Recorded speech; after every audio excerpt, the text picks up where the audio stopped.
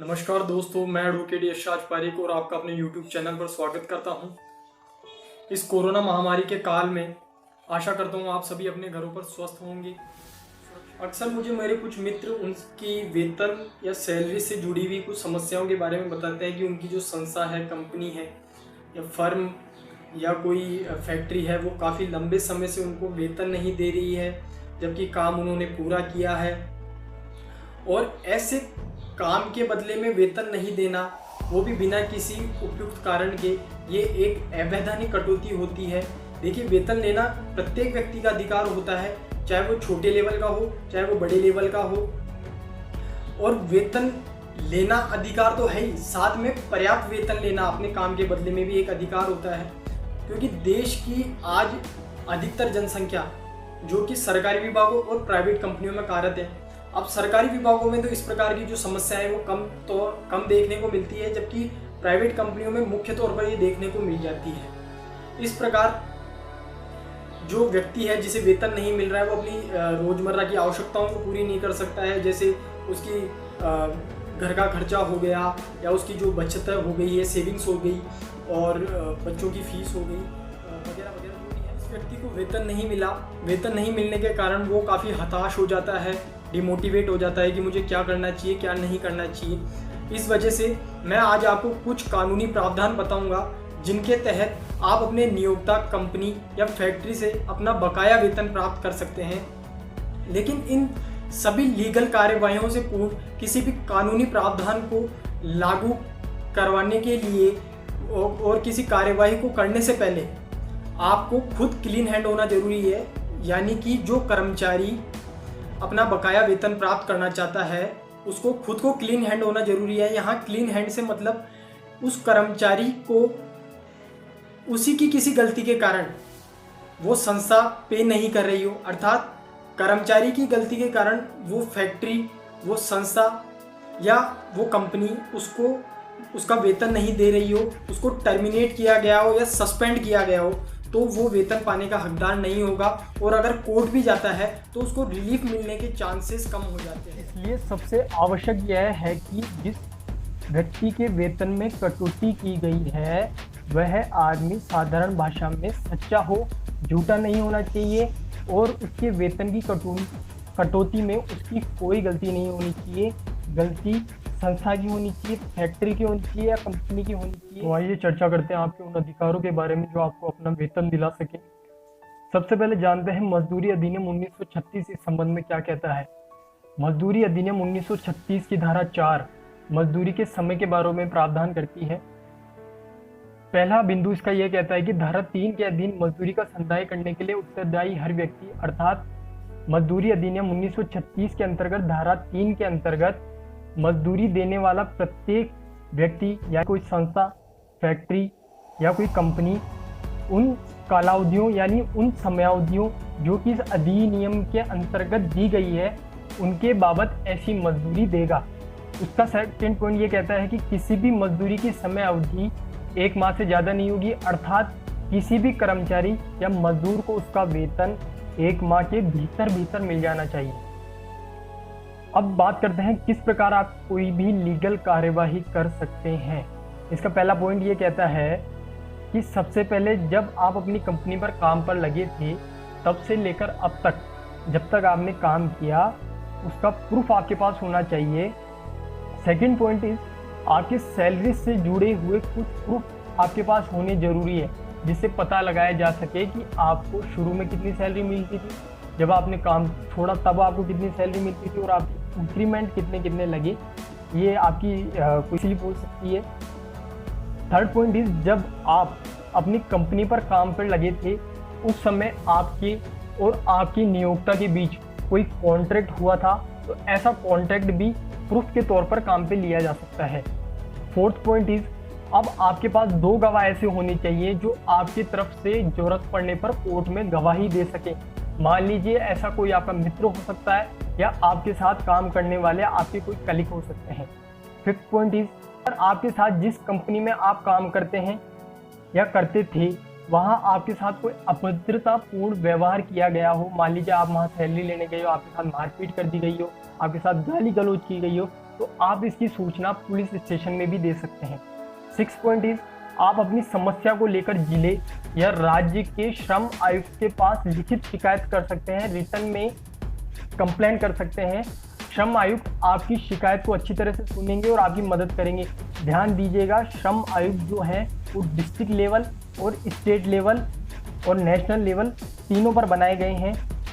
आप किसी अच्छे अधिवक्ता एडवोकेट के पास जिस कंपनी में काम करते हैं या करते थे, उस कंपनी को लीगल नोटिस भिजवाकर अपने वेतन की या अपने बकाया वेतन की मांग कर सकते हैं, बशर्ते ऐसा लीगल नोटिस में आपने अपनी सारी जानकारी मेंशन कर दी हो, उल्लेखित कर दी हो कि आप उस कंपनी में कब काम पर लगे थे, आपने कब काम छोड़ा और आप उस कंपनी के कर्मचारी रहे हैं, आपको कितनी सैलरी मिलती थी और आपकी बकाया सैलरी कितनी है। जो है सिविल दावा करके जब कंपनी द्वारा अधिवक्ता के नोटिस का कोई जवाब नहीं दिया जाता है या ऐसा जवाब दिया जाता है जिससे आप असंतुष्ट हैं, तो आप सिविल कोर्ट में वसूली के लिए यानी धन की वसूली के लिए वाद प्रस्तुत कर सकते हैं, अर्थात सिविल केस करके आप अपनी जो बकाया वेतन है उसके लिए केस कर सकते हैं सिविल कोर्ट के अंदर। 9वां बिंदु यह है, आप अपने नियोक्ता के खिलाफ औद्योगिक विवाद अधिनियम 1947 की धारा 33C अर्थात इंडस्ट्रियल डिस्प्यूट एक्ट 1947 के सेक्शन 33C के अंतर्गत भी धन की वसूली के लिए मुकदमा दायर कर सकते हैं। 10वां पॉइंट, अपनी वेतन की वसूली के लिए आप अपने राज्य के लेबर कोड में ऑनलाइन भी आवेदन कर सकते हैं। जी हाँ, राज्य में जो लेबर कोड बनाई जाती है उसके ऑनलाइन आपको URL मिल जाएंगे, ऑनलाइन आपको साइट मिल जाएगी, आप उस पर जाकर ऑनलाइन आवेदन कर सकते हैं, अपनी शिकायत बता सकते हैं। लेबर कोर्ट आपकी कंपनी को नोटिस जारी करेगी और आपकी शिकायत के संबंध में जवाब मांगेगी। जवाब मांगने के बाद अगर उनका जवाब आता है तो ठीक है, वरना आपका साक्ष्य कराएगी और अगर आपका पक्ष मजबूत लगता है तो कोर्ट आपके फेवर के अंदर फैसला भी सुना सकती है। बिंदु 11, यदि किसी एम्प्लॉय का वेतन किसी कंपनी ने रोक रखा था और उसकी मृत्यु हो जाती है तो उसके लीगल वारिस, यानी कि मान लीजिए आपका कंपनी में वेतन बकाया है और आपकी मृत्यु हो जाती है, तो आपके मरने के बाद जो आपके लीगल वारिस है, जिन्हें लीगल हम नॉर्मल भाषा में कायम मुकाम कहते हैं, वो भी धन की वसूली के लिए वाद प्रस्तुत कर सकते हैं और आपके बकाया वेतन को उस कंपनी से ले सकते हैं। 12वां बिंदु, अगर किसी कंपनी का इरादा धोखाधड़ी करके या बेईमानी करके आपके वेतन का भुगतान नहीं करना है तो आप भारतीय दंड संहिता 1860 की धारा 420 के अंतर्गत भी मुकदमा दर्ज करा सकते हैं। मान लीजिए कोई कंपनी है वो किसी धोखाधड़ी या बेईमानी करके आपके वेतन नहीं दे रही है तो आप IPC के सेक्शन 420 के अंतर्गत भी मुकदमा दर्ज करा सकते हैं। 13वां बिंदु, ऐसी ही अगर कोई कंपनी धोखाधड़ी और बेईमानी के इरादे से आपके वेतन का भुगतान नहीं करती है तो आप कंपनीज एक्ट 2013 के सेक्शन धारा 447 और 448 के तहत भी मुकदमा दर्ज करवा सकते हैं, जिससे कम से कम 6 माह और अधिकतम 10 साल तक की सजा हो सकती है और जुर्माना भी देय हो सकता है, जो कि धोखाधड़ी या वेतन की राशि का 3 गुना हो सकता है। 14वां बिंदु, आप अपने नियोक्ता के खिलाफ अपने बकाया वेतन के लिए national company law tribunal NCLT के अंतर्गत भी आवेदन कर सकते हैं। ध्यान दीजिए, national company law tribunal supreme court द्वारा कंपनियों के संबंध में कानूनों के अंतर्गत संभालने के लिए स्थापित किया गया है और कॉरपोरेट मामलों से संबंधित विवादों का निपटारा करता है। अर्थात कॉरपोरेट जो सेक्टर है उसके अंदर अगर कोई डिस्प्यूट होता है तो NCLT सुप्रीम कोर्ट द्वारा एस्टेब्लिश किया गया है, स्थापित किया गया है, जो उनके विवादों का निपटारा करता है। 15वां बिंदु, आप अपना वेतन के अधिकार के लिए भारतीय संविधान के अनुच्छेद 14 जो कि आपको समानता का अधिकार देता है, अनुच्छेद 19 जो कि अभिव्यक्ति की स्वतंत्रता का अधिकार देता है और अनुच्छेद 21 जो जीवन और स्वतंत्रता का अधिकार देता है, के तहत भी माननीय सर्वोच्च न्यायालय और माननीय उच्च न्यायालय से उपचार प्राप्त कर सकते हैं। 16वां बिंदु, कर्मचारी भविष्य निधि योजना के तहत किसी भी संस्था या कारखाने का ये कर्तव्य है कि अगर उसके पास 20 से अधिक कर्मचारी काम करते हैं तो वह उनको कर्मचारी भविष्य निधि के अंतर्गत रजिस्टर कराए, और अगर कोई कंपनी ऐसा नहीं करती है तो कानून के नगर में दोषी साबित होगी और शिकायत करने पर जुर्माना और दंड दोनों की भागीदार होगी। 17वां बिंदु, यदि कोई व्यक्ति कर्मचारी को मिलने वाली छूट और सरकारी सहायता को रोकने का प्रयास करता है तो यह भी एक दंडनीय अपराध है। 18वां बिंदु, धारा 14A कर्मचारी भविष्य निधि विविध प्रावधान अधिनियम 1952 के तहत अगर कोई कंपनी या डायरेक्टर किसी कर्मचारी के निधि का हरण करता है, मान लीजिए कोई डायरेक्टर है या कोई कंपनी या कोई संस्था या कोई फैक्ट्री आपके किसी ईपीएफ में जो राशि थी उसका गबन कर जाता है, उसका हरण कर लेता है, तो उसे कम से कम 2 वर्ष और अधिकतम 5 वर्ष की सजा, साथ ही 25,000 तक का जुर्माना भी हो सकता है।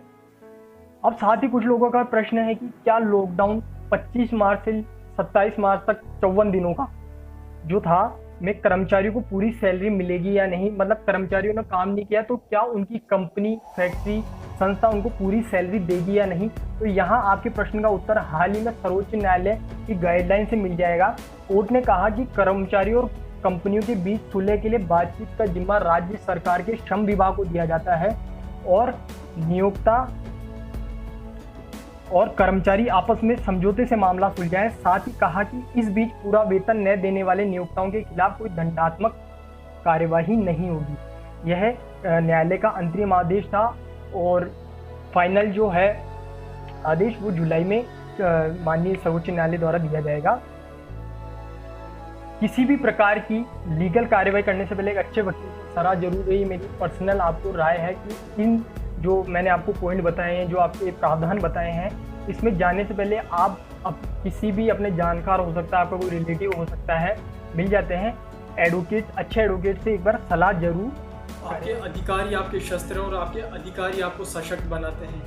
मैं आशा करता हूँ ये जानकारी आपको आपकी प्रोफेशनल लाइफ में कभी ना कभी जरूर मदद करे। जानिए आपके अधिकारों को मेरे साथ वकील। अगर वीडियो पसंद आया हो तो शेयर कीजिए, सब्सक्राइब कीजिए, लाइक कीजिए, ताकि मैं आगे और भी बड़े इंटरेस्टिंग टॉपिक्स के साथ वीडियो बना सकूं। Stay home, stay safe. जय हिंद, जय भारत, वंदे मातरम।